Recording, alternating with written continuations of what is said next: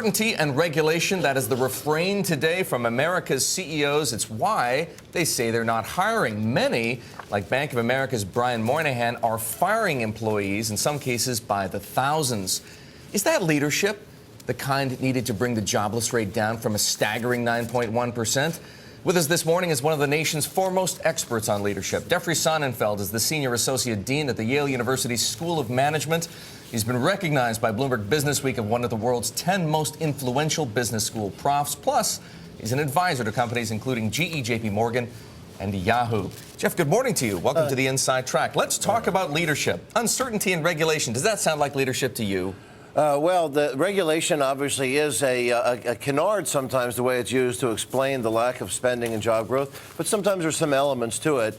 Of course, and also with uncertainty, you'd think, well, isn't this the nature of being a CEO? Isn't the nature of dealing with complex financial and product markets? It's always going to be some degree of uncertainty. The challenge here now is it's just a great deal of both. A lot of regulation coming down the pike, many of it needed, many of it well-intended. It's just the enormity at once. One of the greatest voices, I think, for trying to position where our CEO's challenges are today, of course, is Jamie Dimon. It's easy to deify him, and he almost deserves it. But as the CEO of course, JP Morgan, he has asked the tough questions about either how much is too much, or with 300 types of regulations just hitting his kind of an institution itself, have we priced out what it's worth? And that's the challenge. But even kind of making snipers comments the other day, saying essentially that Basel III regulations were anti-American. So is that leadership, or is that being petulant? Well, you know, he's raising a question about basically the essence of a free market system is that you have some management discretion. And if you take a look at what he did versus his peers, JP Morgan was managed in a very sound way. At one of our own CEO summits in the spring of 2007, June of 2007, in fact, he had the temerity, the courage to shout back to Bernanke, of course, Fed chief, and Hank Paulson, who was then Treasury chief, saying, this whole crisis is a lot bigger than subprime. And he said the issue is mismanagement of risk. And JP Morgan spent their summer vacations over pizza boxes and late nights trying to solve their own exposures. That didn't take regulation to do it. And he said better boards and better governance, better leadership should do it, rather than trying to hamper their ability to loan. And the Basel recommendations, of course, are to really cut back on the amount of leverage these banks can do to give us liquidity we need. Well, I want to pull up for you some quotes from an interview that we had last week with Michael Morris. He's the chairman and chief executive of American Electric Power, also a member of the Business Roundtable. He said, quote, there has been a never-ending onslaught of new regulations, new requirements. I believe today that if and when we get some clearer message of what Washington intends to do to all of us, we are prepared to hire. A lot of us are ready to hire to bring more people back into the workforce. The question is, why not do it now anyway? America needs these companies to be hiring. I did some quick calculations before we went on air this morning, and the S&P 500 profit margins have recovered quite nicely from the lows of the crisis. Let's see if we can bring up the chart, because what it does tell us is that here we have, over the past year, companies in the S&P 500 reported a net profit margin of 8.7%. Go back 5 years, and granted, it was 9.5%, but look at how far it's come off the lows of the crisis. Can America not afford to sacrifice a few points of margin to hire a few more people? That's pretty compelling data, and I would definitely give you an A+ for your overnight homework. So good job there, Erik. And the thing that you see that's is of a concern is that if the cash is returning, certainly the profits are returning, and some degree of then his health is returning to these major U.S. enterprises, why do we have $1 trillion of cash plus being hoarded?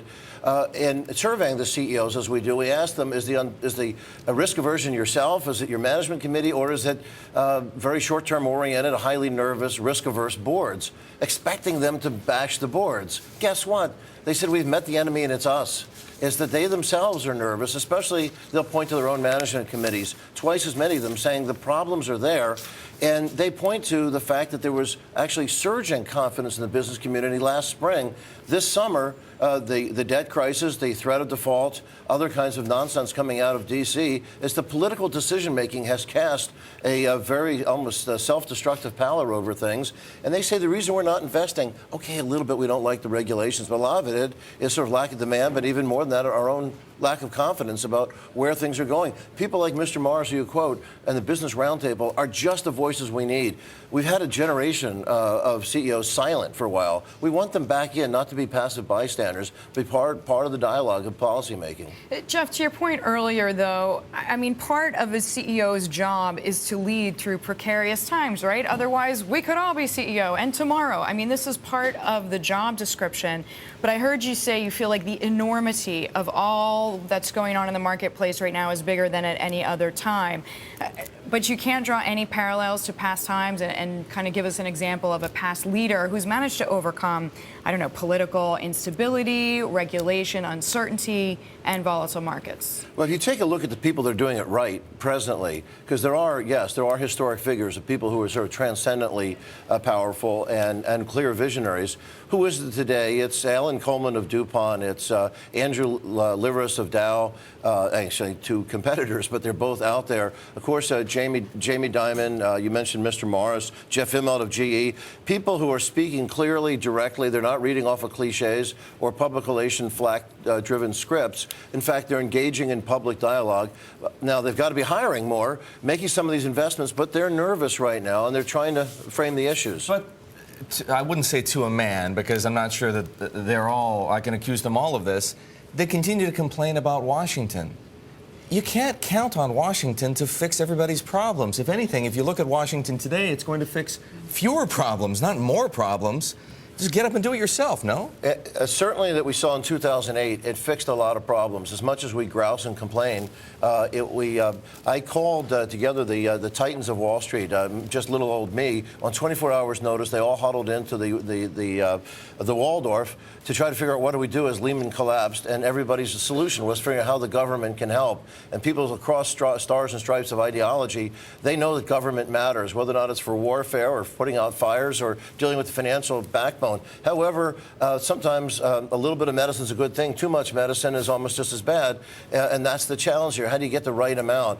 So that's part of it. Part of it is there are some old medicines that don't apply. We have a tax structure that taxes foreign profits, basically encourages people to not repatriate your profits and not reinvest in the U.S. When you take a look at the drift of these new age technologies, the solar panels and the fuel cells and things that are job-creating industries of the future, that when they've gone elsewhere, that's a problem with our tax structure. Jeff, good to have you here in the Inside Track this morning. Jeff Sonnenfeld making a case that perhaps it isn't all about regulation, but at the very least, incentives and tax structure may have some way to explain why America isn't hiring.